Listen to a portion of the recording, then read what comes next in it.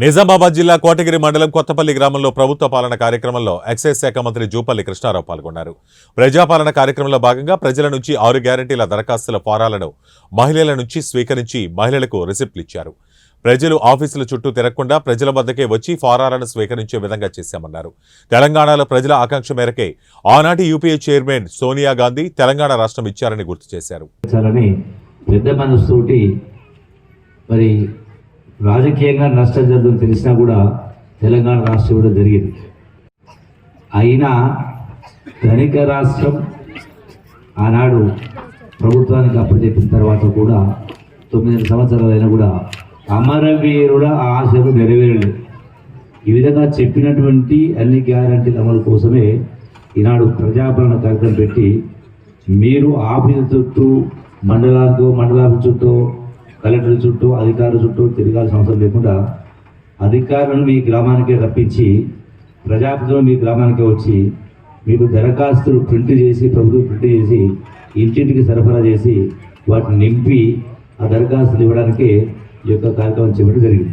నాడు 2014లో Congress party దిగిపోయినప్పుడు TRS పార్టీకి కేసీఆర్ పార్టీకి అధికారం అప్పచెప్పినప్పుడు ధనిక రాష్ట్రాన్ని చేతిలో పెట్టడం జరిగింది.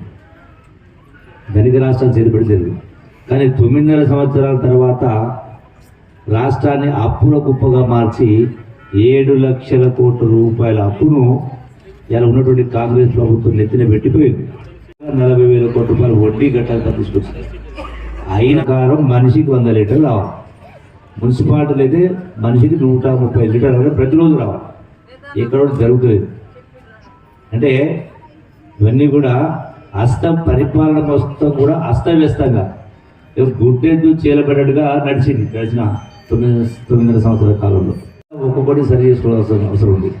నేను జిల్లా కలెక్టర్గా చెప్తా ఉన్నా.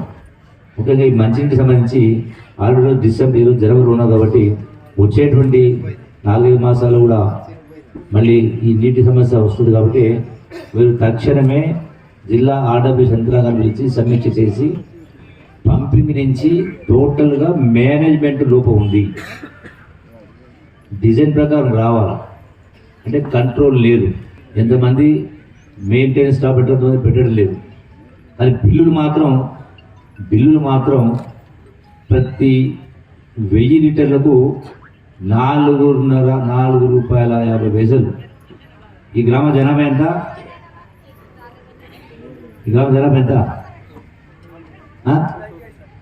4,000 జనాభా.